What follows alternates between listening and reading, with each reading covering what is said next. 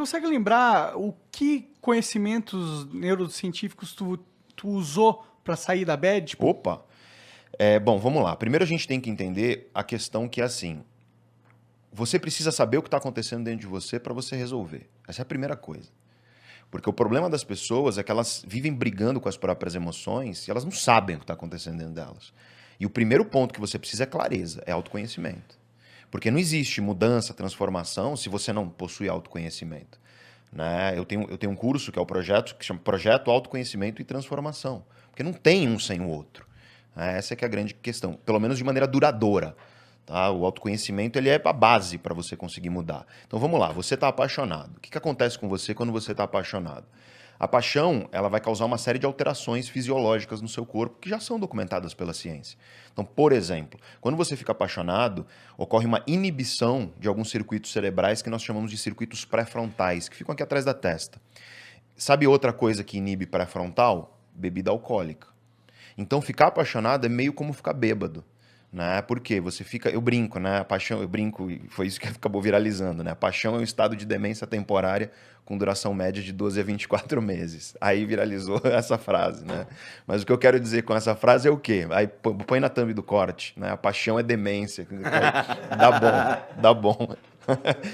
E aí, você fica, e quando eu digo demente, você fica com a sua tomada de decisão prejudicada, em primeiro lugar, porque teu córtex pré-frontal está inibido, mas não só isso, você fica com maior dificuldade de controlar impulso. Ficou bêbado já, né, Igor? Alguma vez na sua vida? Já. Tá, quando você fica bêbado, você consegue cumprir uma dieta? Quando você fica bêbado, você fica completamente... Bom, no meu caso,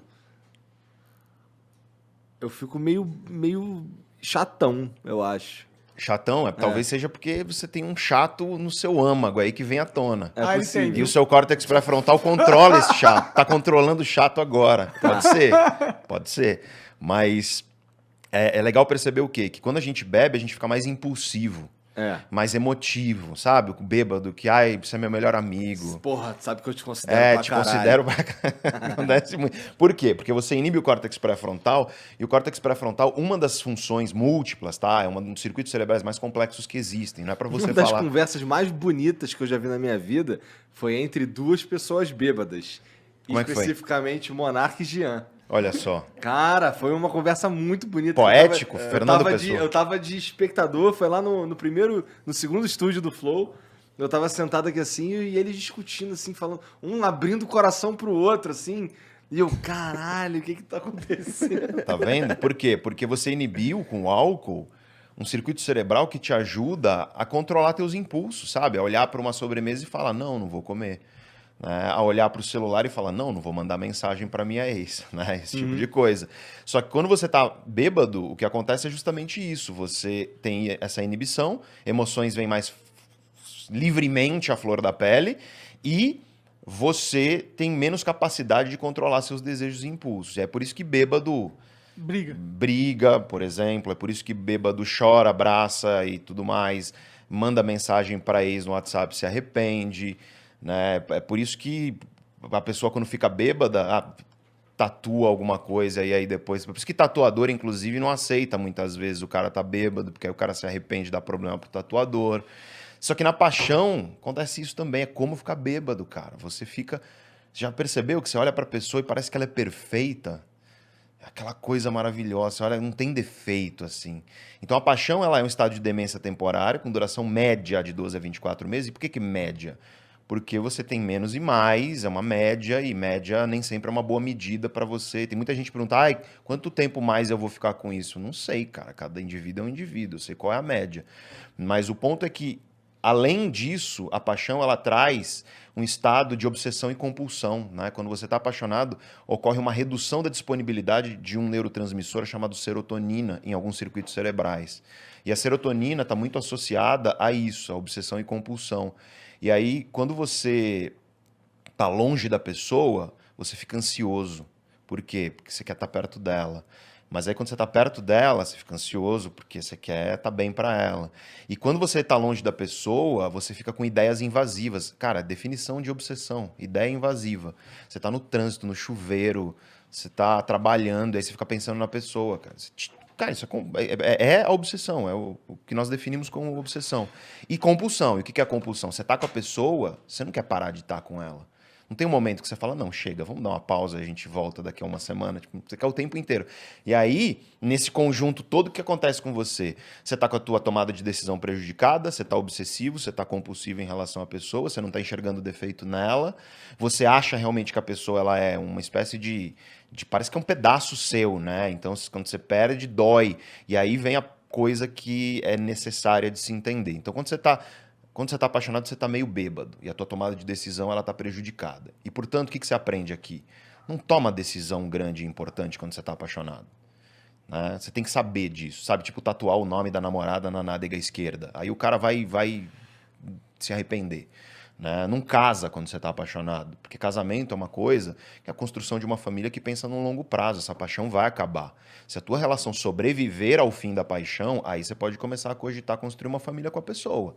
Mas toma cuidado com isso, porque a paixão deixa inebriado mesmo. Só que aí vem aquilo que você falou, mas pô, o que você pode saber de si para você passar por um pé na bunda ou por uma dor emocional de término? É você entender que quando você passa por uma dor de término, de rejeição, sabe? Por que a rejeição dói? Por que dói? Que todo mundo que já passou por isso sabe. Tipo, dói. Dói porque ativa no teu cérebro os mesmos circuitos que são responsáveis pela angústia da dor física. De quando você quebra a perna e leva um soco na cara. Os mesmos. Ou seja, tem estudo, isso é muito louco. É muito louco isso que eu vou falar, vocês vão ver. Quando eu li isso pela primeira vez, eu falei, cara, isso é... Tem estudo que mostra que para a pessoa que está com o coração partido, se você dá para essa pessoa 2 vezes ao dia 1 grama de paracetamol, reduz o sintoma de coração partido mais do que se você der um placebo. Porque é um estudo clínico, entendeu? Caralho. Igual você faz para dor de cabeça, eles fizeram isso. Aí para metade do grupo eles deram uma pílula de farinha, todo mundo sofrendo lá, com coração partido. E a outra metade deram 1 grama de paracetamol mesmo 2 vezes por dia. Reduziu o sintoma com significância estatística mais do que placebo. Caralho. Ou seja, por quê? Porque dói, velho. E todo mundo que já passou por isso, cara, você preferia às vezes ter as 2 pernas quebradas em vez de ter passado por algumas decepções amorosas, rejeições, ou mesmo a perda de uma pessoa que você ama, né? A perda de uma mãe, de um pai, de um irmão, de um avô, de uma avó. Porque dói, é visceral, cara. O ser humano é um ser social. As nossas relações são muito importantes para nós, né? O ser humano, se você bota um ser humano no ringue com qualquer bicho, sozinho, né? Um ser humano, com qualquer bicho de médio porte para cima, a gente perde. Ponto final. A gente não tem garras e coraça e não tem chifres. Dizem que tem alguns que tem, mas não é para esse caso aqui, né? Não é para esse caso aqui.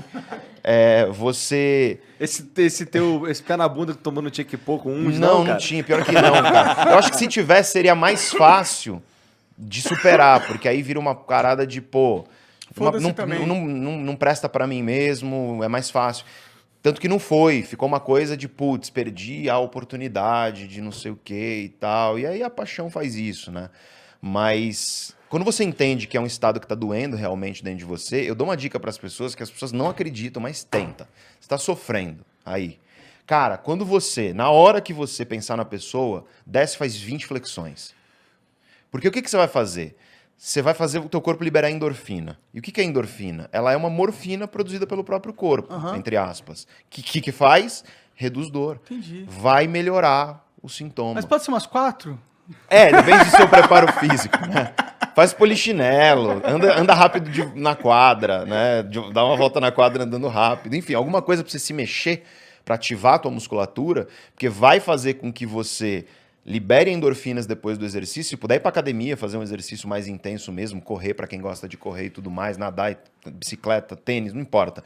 Isso vai melhorar, né? Pelo menos ali naquele momento. Aí você vai no outro dia, e aos pouquinhos você vai melhorando. Parece uma coisa boba, mas quando você entende o mecanismo de como o cérebro faz isso, pô, já é uma dica que qualquer um aqui que tá vendo pode usar, adotar com para a certeza. vida. Com certeza. Né?